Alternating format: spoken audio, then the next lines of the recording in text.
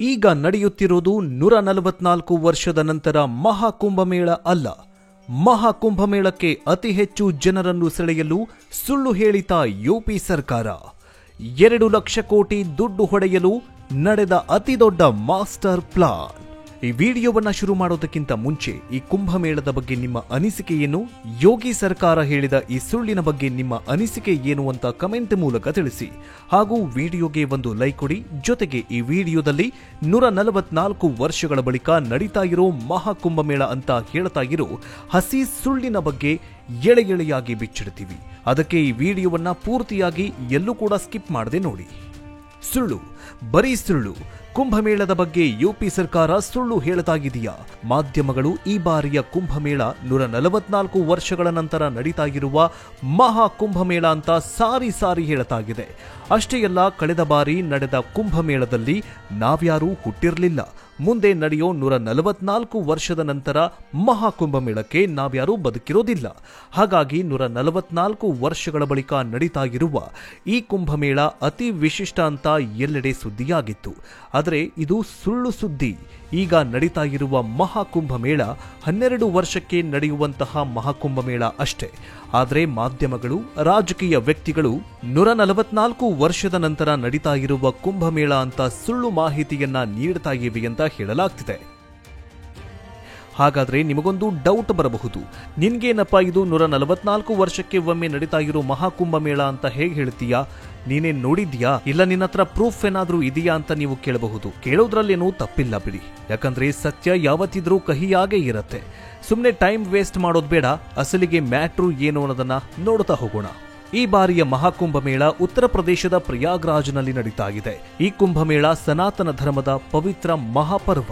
ಇಡೀ ಭಾರತ ಖಂಡ ಮಾತ್ರವಲ್ಲದೆ ವಿದೇಶಿಗರು ಈ ಕುಂಭಮೇಳಕ್ಕೆ ಬಂದು ಪುಣ್ಯ ಸ್ನಾನ ಮಾಡ್ತಿದ್ದಾರೆ. ಕೋಟ್ಯಾಂತರ ಜನ ಭಕ್ತರು, ಸಾಧು ಸಂತರು, ಅಘೋರಿಗಳು ಕುಂಭಮೇಳದಲ್ಲಿ ಭಾಗಿಯಾಗ್ತಿದ್ದಾರೆ.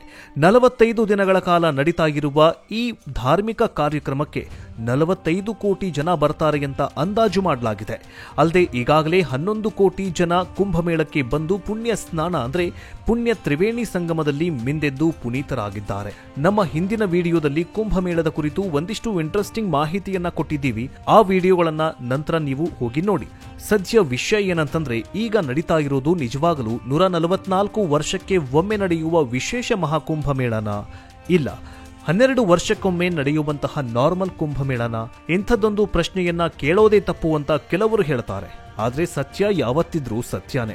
ಅದನ್ನ ತಿರುಚಿದ ಮಾತ್ರಕ್ಕೆ ಸುಳ್ಳು ಸತ್ಯವಾಗುವುದಿಲ್ಲ.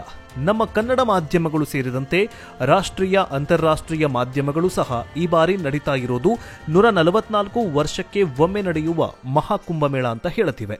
ಈ ಮೂಲಕ ಜನರನ್ನ ನ್ಯೂಸ್ ಸೆನ್ಸ್ ಮಾಡ್ತಾ ಇವೆ. ಈ ಸುದ್ದಿಯನ್ನ ಕೇಳಿ ಅದೆಷ್ಟೋ ಜನ 144 ವರ್ಷದ ಬಳಿಕ ನಡೀತಾ ಇರುವ ಈ ವಿಶಿಷ್ಟ ಕುಂಭಮೇಳಕ್ಕೆ ಹೋಗ್ಬೇಕು ಅಂತ ಕೋಟಿ ಜನ ಹಿಂದೂಗಳು ಹಿಂದೆ ಮುಂದೆ ನೋಡದೆ ಪ್ರಯಾಗ್ರಾಜ್ಗೆ ಹೋಗ್ತಾ ಇದ್ದಾರೆ. ಇಲ್ಲಿ ಜಾಸ್ತಿ ಕನ್ಫ್ಯೂಸ್ ಆಗಬೇಡಿ, ಯಾಕಂದ್ರೆ ಈಗ ನಡೀತಾ ಇರೋದು 144 ವರ್ಷಗಳ ನಂತರ ನಡೀತಾ ಇರುವ ಮಹಾಕುಂಭಮೇಳ ಅಲ್ಲ, ಬದಲಿಗೆ 12 ವರ್ಷಕ್ಕೆ ಒಮ್ಮೆ ನಡೀತಾ ಇರುವ ಪೂರ್ಣ ಕುಂಭಮೇಳ. ಇಲ್ಲಿ ಇನ್ನೊಂದು ಕ್ಲಾರಿಟಿ ಏನಂದ್ರೆ, ಲಾಸ್ಟ್ ಅಂದ್ರೆ 144 ವರ್ಷಗಳ ಹಿಂದೆ ಕುಂಭಮೇಳ ಯಾವಾಗ ನಡೆದಿತ್ತು ಗೊತ್ತಾ? 1977ರಲ್ಲಿ ನಡೆದಿತ್ತು. ಇದನ್ನ ಯಾರೋ ಹೇಳಿದ್ದು ಅಂತ ಅನ್ಕೊಳಕ್ ಹೋಗ್ಬೇಡಿ. ಇದನ್ನ ಪ್ರಯಾಗ್ರಾಜ್ ಅಫಿಷಿಯಲ್ ಪೇಜ್ ನ ಒಂದು ವಿಡಿಯೋವನ್ನ ಹಾಕಲಾಗಿದೆ. ಈ ವಿಡಿಯೋದಲ್ಲಿ ಈ ಬಗ್ಗೆ ಒಂದು ಕ್ಲಾರಿಟಿ ಇದೆ. ಅದೇನಂದ್ರೆ, ಅವತ್ತು ನಡೀತಾ ಇದ್ದ ಕುಂಭಮೇಳ 144 ವರ್ಷಗಳ ನಂತರ ನಡೀತಾ ಇರುವ ಮಹಾಕುಂಭಮೇಳ ಅಂತ ಉಲ್ಲೇಖ ಮಾಡಲಾಗಿದೆ. ಇದಿಷ್ಟೇ ಇಲ್ಲದೆ ಅಂದಿನ ದಿನಪತ್ರಿಕೆಗಳು ಸಹ ಅದನ್ನೇ ಉಲ್ಲೇಖ ಮಾಡಿದ್ವು. ಅಂದ್ರೆ 1977ರಲ್ಲಿ 144 ವರ್ಷಗಳ ನಂತರ ಕುಂಭಮೇಳ ನಡೀತಾ ಇದ್ರೆ, ಅಲ್ಲಿಂದೀಚೆಗೆ 144 ವರ್ಷದ ನಂತರ ಮಹಾಕುಂಭಮೇಳ ನಡಿಬೇಕು. ಅದರ ಬಗ್ಗೆ ಲೆಕ್ಕ ಹಾಕಿ ನೋಡಿದ್ರೆ 48 ವರ್ಷ ಆಗಿದೆ. ಅಂದ್ರೆ ಕಳೆದ ಮಹಾಕುಂಭಮೇಳ 1977ರಲ್ಲಿ ನಡೆದಿತ್ತು. ಅಲ್ಲಿಂದ 2025ಕ್ಕೆ 48 ವರ್ಷ ಆಗತ್ತೆ. ಅಲ್ಲಿಗೆ ನಿಮಗೆ ಒಂದು ಕ್ಲಾರಿಟಿ ಸಿಕ್ಕಂಗಾಗತ್ತೆ. ಈಗ ನಡೀತಾ ಇರೋದು 144 ವರ್ಷಗಳ ಬಳಿಕ ನಡೀತಾ ಇರುವ ಮಹಾಕುಂಭಮೇಳ ಅಲ್ಲ, ಬದಲಿಗೆ ಎಂದಿನಂತೆ 12 ವರ್ಷಕ್ಕೆ ಒಮ್ಮೆ ನಡೆಯುವ ಮಹಾಕುಂಭಮೇಳ ಅಂತ. ಹಾಗಾದ್ರೆ ಯಾಕೆ ಈ ಟಿವಿ ಮಾಧ್ಯಮಗಳಾಗಿರಬಹುದು ಇಲ್ಲ ರಾಜಕಾರಣಿಗಳು ಈ ಪ್ರಯಾಗ್ರಾಜ್ನಲ್ಲಿ ನಡೀತಾ ಇರೋದು 144 ವರ್ಷಗಳ ನಂತರ ನಡೀತಾ ಇರುವ ಮಹಾಕುಂಭಮೇಳ ಅಂತ ಹೇಳ್ತಾ ಇರೋದಾದ್ರೂ ಯಾಕೆ? 2019ರವರೆಗೆ ಎಲ್ಲವೂ ಸರಿಯಾಗಿ ನಡೆದುಕೊಂಡು ಬರ್ತಾ ಇತ್ತು. ಆದ್ರೆ 2019ರಲ್ಲಿ ಉತ್ತರ ಪ್ರದೇಶ ಸರ್ಕಾರ ಒಂದು ದೊಡ್ಡ ಬದಲಾವಣೆಯನ್ನ ಮಾಡುತ್ತೆ. 2019ರಲ್ಲಿ ಈ ಪದ್ಧತಿ ಪ್ರಕಾರ ಪ್ರಯಾಗ್ರಾಜ್ನಲ್ಲಿ ಅರ್ಧ ಕುಂಭಮೇಳ ನಡೀಬೇಕಿತ್ತು. ಆದ್ರೆ ಯುಪಿ ಸಿಎಂ ಯೋಗಿ ಆದಿತ್ಯನಾಥ್ ಅವರು ಇದ್ದಕ್ಕಿದ್ದಂತೆ ಅರ್ಧ ಕುಂಭಮೇಳದ ಹೆಸರನ್ನ ಕುಂಭಮೇಳ ಅಷ್ಟೇ ಅಂತ ಮಾಡಿದ್ರು. ಅದೇ ರೀತಿ 12 ವರ್ಷಕ್ಕೆ ಒಮ್ಮೆ ನಡೆಯುವ ಕುಂಭಮೇಳವನ್ನ ಮಹಾಕುಂಭಮೇಳ ಅಂತ ಕರಿತೀವಿ ಅಂತ ಘೋಷಣೆ ಮಾಡಿದ್ರು. ಹೀಗಾಗಿ 2019ರ ಅರ್ಧ ಕುಂಭಮೇಳ ಅಂತ ಕರೆಸ್ಕೊಳ್ತು. ಈಗ 2025ರ ಕುಂಭಮೇಳ ಮಹಾಕುಂಭಮೇಳ ಅಂತ ಮರುನಾಮಕರಣ ಆಯಿತು. ಯುಪಿ ಸರ್ಕಾರ ಈ ತರ ಹೆಸರು ಚೇಂಜ್ ಮಾಡಿದಾಗ ವಿಪಕ್ಷಗಳು ಸೇರಿದಂತೆ ಅನೇಕ ಸಾಧು ಸಂತರು ಕೂಡ ಆಗ ವಿರೋಧ ಮಾಡಿದ್ರು. ಸನಾತನ ಧರ್ಮ ಪವಿತ್ರ ವೇದ ಗ್ರಂಥಗಳ ಪದ್ಧತಿಯಂತೆ ನಡೆಯುತ್ತೆ, ಅದನ್ನ ಚೇಂಜ್ ಮಾಡೋಕೆ ಬರೋದಿಲ್ಲ. ಸರ್ಕಾರ ಬೇಕಾದ್ರೆ ಏನಾದ್ರೂ ಮಾಡ್ಕೊಳ್ಳಿ, ಆದ್ರೆ ನಮಗೆ ಮಾತ್ರ ಅದು ಕುಂಭನೇ ಅಂತ ಹೇಳಿದ್ರು. ಇಲ್ಲಿ ಯುಪಿ ಸರ್ಕಾರ ದುಡ್ಡು ಮಾಡೋದಿರಲಿ, ಹೆಸರನ್ನು ಕೂಡ ಬದಲಿಸಿದೆ ಅಂತ ಹೇಳಲಾಗ್ತಾ ಇದೆ. ಅಂದ್ರೆ ಹೆಚ್ಚು ಜನರು ಆಕರ್ಷಿಸಿ ಟೂರಿಸಂ ಆದಾಯ ಹೆಚ್ಚಿಸುವುದಕ್ಕೆ ಈ ಕ್ರಮ ಕೈಗೊಂಡಿತ್ತು. ಅಲ್ಲದೆ ಪೊಲಿಟಿಕಲ್ ಲೆಕ್ಕಾಚಾರವೂ ಕೂಡ ಇದ್ದಂತೆ ಕಾಣಿಸ್ತಾ ಇದೆ. ಇಲ್ಲಿ ಗಮನಿಸಬೇಕಾಗಿರೋದು ಇನ್ನೊಂದು ಅಂಶ ಏನಂತಂದ್ರೆ, ಯುಪಿ ಸರ್ಕಾರ ಕುಂಭಮೇಳ ವೆಬ್ಸೈಟ್ನಲ್ಲಿ ಎಲ್ಲೂ ಕೂಡ ಈ ಬಾರಿ ನಡೀತಾ ಇರೋದು 144 ವರ್ಷಕ್ಕೆ ಒಮ್ಮೆ ನಡೀತಾ ಇರುವ ಮಹಾಕುಂಭಮೇಳ ಅಂತ ಮೆನ್ಷನ್ ಮಾಡಿಲ್ಲ. ಆದರೆ ಮಾಧ್ಯಮಗಳು ಮಾತ್ರ ಇದು 144 ವರ್ಷಕ್ಕೆ ಒಮ್ಮೆ ನಡೀತಾ ಇರುವ ಮಹಾಕುಂಭಮೇಳ ಅಂತ ಸುಳ್ಳು ಸುದ್ದಿಯನ್ನು ಹಬ್ಬಿಸ್ತಾಗಿವೆ. ಹಾಗಾದ್ರೆ ಯುಪಿ ಸರ್ಕಾರದ ಪ್ಲಾನ್ ಏನಾಗಿತ್ತು ಗೊತ್ತಾ? ಮೊದಲೇ ಹೇಳಿದಂತೆ 144 ವರ್ಷಗಳ ನಂತರ ಕುಂಭ ಅಂದ್ರೆ ಅಲ್ಲಿಗೆ ಕೋಟ್ಯಾಂತರ ಜನ ಬರ್ತಾರೆ. ಇದರಿಂದ ಖಜಾನೆ ಭರ್ತಿಯಾಗತ್ತೆ. ಇದು ಹೇಗೆ ಅಂತಂದ್ರೆ 2019ರಲ್ಲಿ ಕುಂಭಮೇಳ ನಡೆದಿತ್ತು. ಈ ಬಾರಿ ನಡೀತಾ ಇರೋದು 12 ವರ್ಷಕ್ಕೊಮ್ಮೆ ನಡೀತಾ ಇರುವಂತಹ ಮಹಾಕುಂಭಮೇಳ. ಹಿಂದಿನ ಬಾರಿ ಕುಂಭಮೇಳದಲ್ಲಿ 24 ಕೋಟಿ ಮಂದಿ ಭಾಗವಹಿಸಿದ್ರು.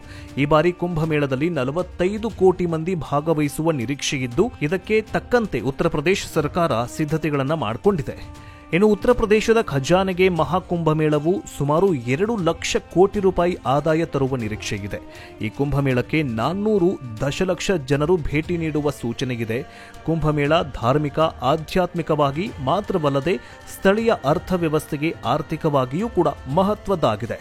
45 ದಿನಗಳ ಕಾಲ ಈ ಮಹಾಕುಂಭಮೇಳವು ಜಗತ್ತಿನಾದ್ಯಂತ ಅತ್ಯಧಿಕ ಜನರು ಸೇರುವ ಬೃಹತ್ ಕಾರ್ಯಕ್ರಮವಾಗಿದೆ. ಜನವರಿ 13ರಿಂದ ಆರಂಭವಾದ ಈ ಕುಂಭಮೇಳದಲ್ಲಿ 45 ದಿನಗಳಲ್ಲಿ 400 ದಶಲಕ್ಷ ಅಂದ್ರೆ 40 ಕೋಟಿ ಜನರು ಭಾಗವಹಿಸುವ ನಿರೀಕ್ಷೆ ಇದೆ. ದಿನಸಿಯಿಂದ 4,000 ಕೋಟಿ, ಖಾದ್ಯ ತೈಲದಿಂದ 1,000 ಕೋಟಿ, ತರಕಾರಿಯಿಂದ 2,000 ಕೋಟಿ, ಹಾಸಿಗೆ, ಬೆಡ್ಶೀಟ್ಗಳು ಮತ್ತು ಇತರೆ ಗೃಹೋಪಯೋಗಿ ವಸ್ತುಗಳಿಂದ 500 ಕೋಟಿ ರೂಪಾಯಿ, ಹಾಲು ಮತ್ತು ಇತರೆ ಡೈರಿ ಉತ್ಪನ್ನಗಳಿಂದ 4,000 ಕೋಟಿ ರೂಪಾಯಿ ಮತ್ತು ಆತಿಥ್ಯದಿಂದ 2,500 ಕೋಟಿ ರೂಪಾಯಿ ಆದಾಯ ಗಳಿಸಲಿದೆ. ಈ ಕುಂಭಮೇಳ 2025ರಲ್ಲಿ ಬೃಹತ್ ಪ್ರಮಾಣದಲ್ಲಿ ಆರ್ಥಿಕ ಮತ್ತು ವ್ಯಾಪಾರ ಚಟುವಟಿಕೆಗಳು ನಡೆಯಲಿವೆ. ಈ ಧಾರ್ಮಿಕ ಯಾತ್ರೆಗೆ ವ್ಯಕ್ತಿಯೊಬ್ಬನಿಗೆ ಸರಾಸರಿ 5,000 ರೂಪಾಯಿ ವೆಚ್ಚವಾಗಲಿದೆ. ಇಲ್ಲಿ ಜನರು ಮಾಡುವ ಒಟ್ಟು ಖರ್ಚು 2 ಲಕ್ಷ ಕೋಟಿ ರೂಪಾಯಿಗೂ ಹೆಚ್ಚಾಗಲಿದೆ. ಅಂದ್ರೆ ಹೋಟೆಲ್, ಗೆಸ್ಟ್ ಹೌಸ್, ತಾತ್ಕಾಲಿಕ ವಸತಿ ಸೌಕರ್ಯಗಳು, ಆಹಾರ, ಧಾರ್ಮಿಕ ಪೂಜಾ ವಸ್ತುಗಳು ಮತ್ತು ಇತರೆ ಸೇವೆಗಳಿಂದ ಸಾಕಷ್ಟು ಹಣ ಸಂಗ್ರಹವಾಗಲಿದೆ ಎಂದು ಅಂದಾಜು ಮಾಡಲಾಗಿದೆ.